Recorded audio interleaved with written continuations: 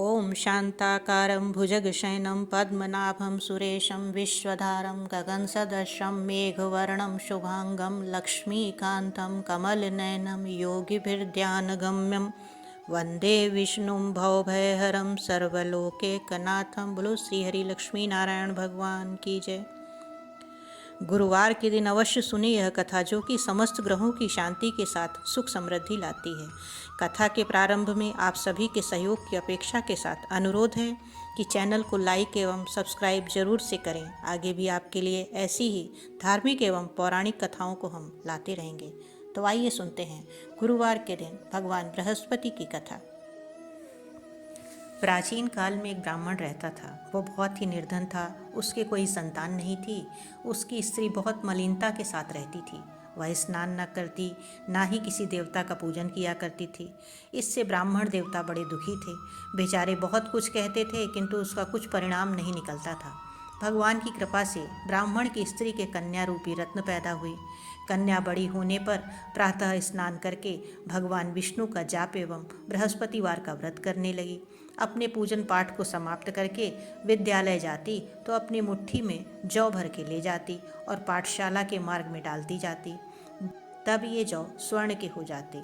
लौटते समय उनको बीन कर वह घर ले आती थी। एक दिन वह बालिका सूप में उस सोने के जौ को फटक कर साफ कर रही थी कि उसके पिता ने देख लिया और कहा कि हे बेटी, सोने के जौ के लिए सोने का सूप होना चाहिए। दूसरे दिन बृहस्पतिवार था। इस कन्या ने व्रत रखा और बृहस्पति देव से प्रार्थना करके कहा, मैंने आपकी पूजा सच्चे मन से की हो तो मेरे लिए सोने का सूप दे दो। बृहस्पति देव ने उसकी प्रार्थना स्वीकार कर ली। रोजाना की तरह वह कन्या जौ फैलाती हुई जाने लगी। जब लौटकर जौ बीन रही थी तो बृहस्पति देव की कृपा से सोने का सूप मिला। उसे वह घर ले आई और उसमें जौ साफ करने लगी, परंतु उसकी माँ का वही ढंग रहा। एक दिन की बात है कि वह कन्या सोने के सूप में जौ साफ कर रही थी। उस समय उस शहर का राजपुत्र वहाँ से होकर निकला। इस कन्या के रूप और कार्य को देखकर मोहित हो गया तथा अपने घर आकर भोजन तथा जल त्याग कर उदास होकर लेट गया। राजा को इस बात का पता लगा तो अपने प्रधानमंत्री के साथ उसके पास गए और बोले कि हे बेटा, तुम्हें किस बात का कष्ट है? किसी ने अपमान किया है अथवा और कोई कारण हो सो कहो, मैं वही कार्य करूँगा जिससे तुम्हें प्रसन्नता हो। अपने पिता की बात सुनकर राजकुमार ने कहा, मुझे आपकी कृपा से किसी बात का दुख नहीं है और ना ही किसी ने मेरा अपमान किया है, परंतु मैं उस लड़की से विवाह करना चाहता हूँ जो सोने के सूप में जौ साफ कर रही थी। यह सुनकर राजा आश्चर्य में पड़ गया और बोला कि हे बेटा, इस तरह की कन्या का पता तुम ही बताओ, मैं उसके साथ तुम्हारा विवाह अवश्य ही करवा दूंगा। राजकुमार ने उसे लड़की के घर का पता बतलाया। तब मंत्री उस लड़की के घर गए और ब्राह्मण देवता को सभी हाल बतलाया। ब्राह्मण देवता राजकुमार के साथ अपनी कन्या का विवाह करने के लिए तैयार हो गए तथा विधि विधान के अनुसार ब्राह्मण की कन्या का विवाह राजकुमार के साथ हो गया। कन्या के घर से जाते ही पहले की ही भांति उस ब्राह्मण देवता के घर में गरीबी का निवास हो गया। अब भोजन के लिए भी अन्न बड़ी मुश्किल से मिलता था। एक दिन दुखी होकर ब्राह्मण देवता अपनी पुत्री के पास गए।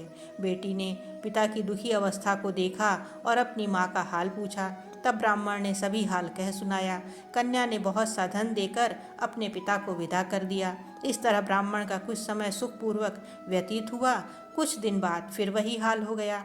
ब्राह्मण फिर अपनी कन्या के यहाँ गया और सारा हाल कहा तो लड़की बोली कि हे पिताजी, आप माताजी को यहाँ लेवा लाइए, मैं उससे सारी विधि बतला दूंगी जिससे गरीबी तो दूर हो जाएगी। वह ब्राह्मण देवता अपनी स्त्री को साथ लेकर पहुँचे तो अपनी माँ को वह समझाने लगी कि हे माँ, तुम प्रातःकाल प्रथम स्नान आदि करके भगवान विष्णु का पूजन किया करो तो सब दरिद्रता दूर हो जाएगी। परंतु उसकी माँ ने एक भी बात नहीं मानी और प्रातःकाल उठकर अपनी पुत्री के बच्चों की जूठन को खा लिया। इससे उसकी पुत्री को भी बहुत गुस्सा आया और एक रात को कोठरी में से सभी सामान निकाल दिया और अपनी माँ को उसमें बंद कर दिया। प्रातःकाल उसे निकाला तथा स्नान आदि करा के पाठ करवाया तो उसकी माँ की बुद्धि भी ठीक हो गई और फिर वह प्रत्येक बृहस्पतिवार को व्रत रखने लगी।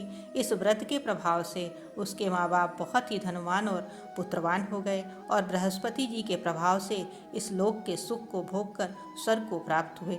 सब बोलो विष्णु भगवान की जय।